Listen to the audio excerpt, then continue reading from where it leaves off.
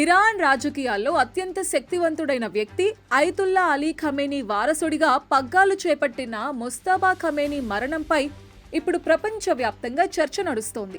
దీనికి ప్రధాన కారణం ఇరాన్లోని మషద్ నగరంలో ఆవిష్కరించిన ఒక భారీ చిత్రపటం. సాధారణంగా ఇరాన్లో యుద్ధంలో చనిపోయిన వారిని లేదా మరణించిన గొప్ప నేతలను గౌరవించడానికి ఇటువంటి మురల్స్ వేస్తూ ఉంటారు.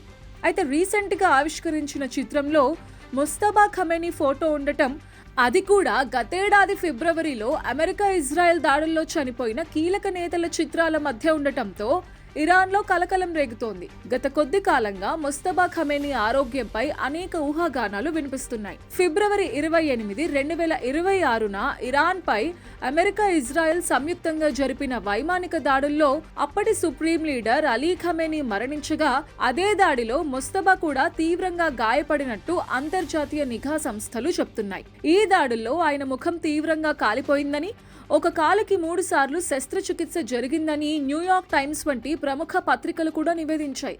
అప్పటి నుంచి ముస్తఫా ఒక్కసారి కూడా బహిరంగంగా కనిపించకపోవటం, కేవలం లిఖితపూర్వక ప్రకటనలే రిలీజ్ చేయటం ఈ అనుమానాలకు మరింత బలం చేకూరుస్తోంది.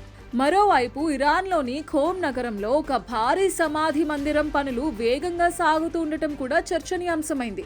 ఇది ఖమేనీ కుటుంబం కోసం నిర్మిస్తున్న సమాధి అని, ముస్తఫా పరిస్థితి విషమంగా ఉండటంతోనే ముందస్తుగా ఈ ఏర్పాట్లు జరుగుతున్నాయన్న టాక్ వినిపిస్తోంది. ఒకవైపు ఆయన అపస్మారక స్థితిలో ఉన్నారని నివేదికలు చెప్తుంటే, మరోవైపు ఇరాన్ ప్రభుత్వ మీడియా మాత్రం ఆయన క్షేమంగానే ఉన్నారని, పరిపాలనా బాధ్యతల్లో నిమగ్నమయ్యారని చెప్తోంది. కానీ మషద్లోని మురల్ పెయింటింగ్ వీడియో సోషల్ మీడియాలో వైరల్ అవ్వడంతో ఇరాన్ ప్రజల్లో కూడా గందరగోళం మొదలైంది.